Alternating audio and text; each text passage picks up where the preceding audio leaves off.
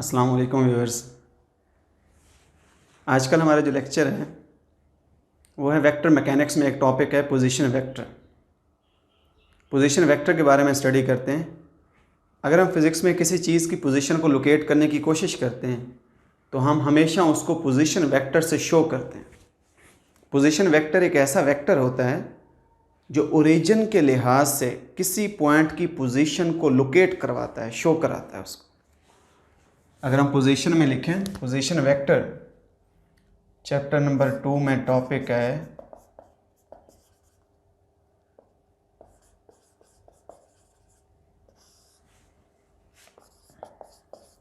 Position vector है a vector which tells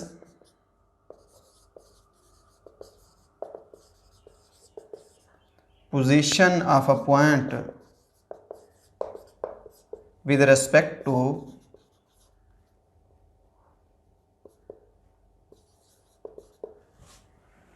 origin. कोई ऐसा वेक्टर होता है जो ओरिजिन के लिहाज से किसी पॉइंट की पोजीशन को लोकेट करवाता है, उसको शो करता है। अगर हम कहते हैं हमारे पास ये एक रेक्टेंगुलर कोऑर्डिनेट सिस्टम है, एक्स एक्सेस वाई एक्सेस, ये कोई पॉइंट P है। हम इस पॉइंट P की पोजीशन को लोकेट करना चाहते हैं ओरिजिन के लिहाज से। हम यहाँ से पॉइंट O से लेकर हम P तक ये पोजीशन वेक्टर खींचते हैं। ये पोजीशन वेक्टर है और पोजीशन वेक्टर की जो डायरेक्शन होती है, it is directed always away from the origin. इसकी टेल पॉइंट O पे होती है और उसका हेड कहाँ पे होता है, पॉइंट P पे। हम पोजीशन वेक्टर को R से शो करते हैं। अगर हम कहते हैं कि हमारे पास ये point for point P is equal to, ये उसके कोऑर्डिनेट्स हैं A B, इसका पोजीशन वेक्टर क्या बनेगा, उसका x coordinate A, x coordinate के लिए डायरेक्शन I, प्लस उसका y coordinate B, y coordinate के लिए डायरेक्शन J।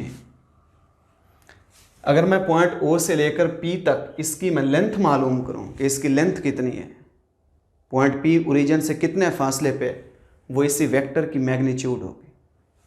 तो वेक्टर की मैग्नीट्यूड, जिसको R की मैग्नीट्यूड को हम क्या लिख देते हैं, this is equal to OP is equal to x component square plus y component square, a square plus b square under root. इस तरीके से हम क्या करते हैं, हम पॉइंट O से P तक इसकी लेंथ मालूम कर लेते हैं कि वो कितने फासले पे है।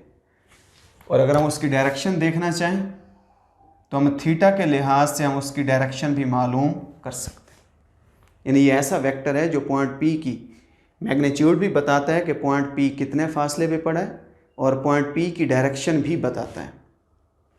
अगर हम 3 डायमेंशनल केस ले लें, फ़र्ज़ करें हमारे पास पॉइंट P ये है, A B C, ये इसके कोऑर्डिनेट्स हैं। इसका पोजीशन वेक्टर क्या लिखेंगे, position vector R is equal to x component A, इसकी direction I, y component B, इसकी direction J, z component C, इसकी डायरेक्शन K। अगर हम इसकी मैग्नीट्यूड को लिखें, जो O से P तक उसकी मैग्नीट्यूड है x कंपोनेंट का स्क्वायर प्लस y कंपोनेंट का स्क्वायर प्लस z कंपोनेंट का स्क्वायर, यूँ हम उसकी मैग्नीट्यूड निकाल लेते हैं। अब हम एक एग्जांपल डिस्कस करते हैं। अगर हम एग्जांपल 1.2 में देखें, उसमें कहते हैं कि 2 एरोप्लेन्स हैं। एक एरोप्लेन की पोजीशन है हमारे पास 234 किलोमीटर्स में, दूसरे एरोप्लेन की पोजीशन है 567, ये उसके कोऑर्डिनेट्स हैं। 2 एरोप्लेन इन पोजीशंस पे पड़े हैं। पहला क्वेश्चन है कि हम दोनों के पोजीशन वेक्टर लिखें और दूसरा क्वेश्चन है कि हम एरोप्लेन A से लेकर B तक का डिस्टेंस मालूम करें। अगर मैं यूँ कोऑर्डिनेट सिस्टम में देखूं, 3 डायमेंशनल केस है।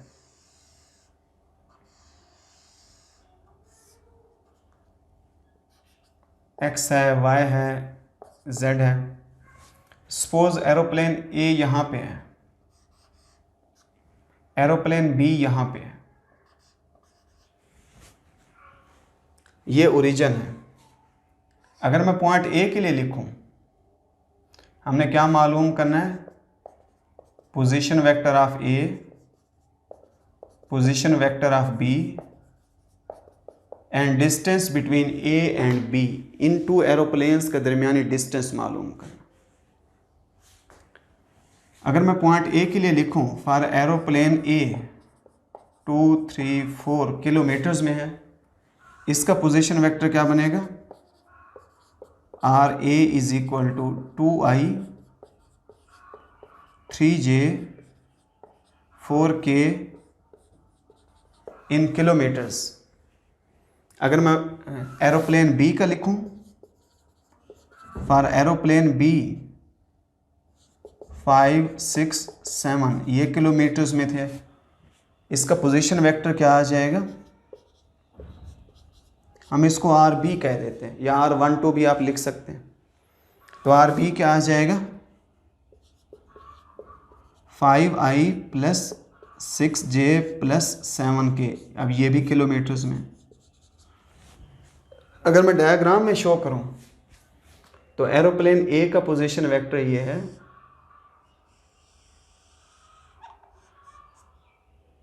This is the position vector of aeroplane A. अगर मैं एरोप्लेन बी का पोजीशन वेक्टर लिखूं, this is the position vector of aeroplane B, इसको हम कह देते हैं ये आर ए है, ये हमारे पास आर बी है। पोजीशन वेक्टर क्या होते हैं? The tail of position vector is at the origin and head is at the point, जिस पॉइंट के लिए डिस्कशन कर रहे हैं। मीन्स के जो पोजीशन वेक्टर होते हैं, these are directed away from the origin, उनकी डायरेक्शन ओरिजिन से आउटवर्ड होती है। ये दोनों की डायरेक्शन ओरिजिन से आउटवर्ड। अब हमने मालूम करना है यहाँ ए से बी, इन टू एरोप्लेन्स का दरमियानी डिस्टेंस कितना है। मैं यहाँ से लेकर यहाँ तक ये वेक्टर खींच लेता हूँ। ये हमारे पास वेक्टर ए बी है। पहले हम वेक्टर ए बी मालूम करते हैं। जो वेक्टर ए बी की मैग्नीट्यूड होगी वो हमारे पास ए से बी तक का डिस्टेंस होगा।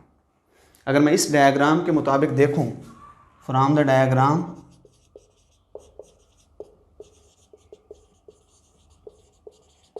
रिजल्टेंट कौन सा वेक्टर होगा? ये फर्स्ट वेक्टर, फर्स्ट के हेड के ऊपर ये सेकंड की टेल, ये सेकंड वेक्टर। रिजल्टेंट होगा जो पहले की टेल को दूसरे के हेड से जोड़ता है, ये रिजल्टेंट है। कौन से टू वेक्टर्स ऐड हो रहे हैं? डायग्राम से क्लियर है कि R A plus A B vector ये ऐड होते हैं। इन दोनों का रिजल्ट किसके बराबर है? R B.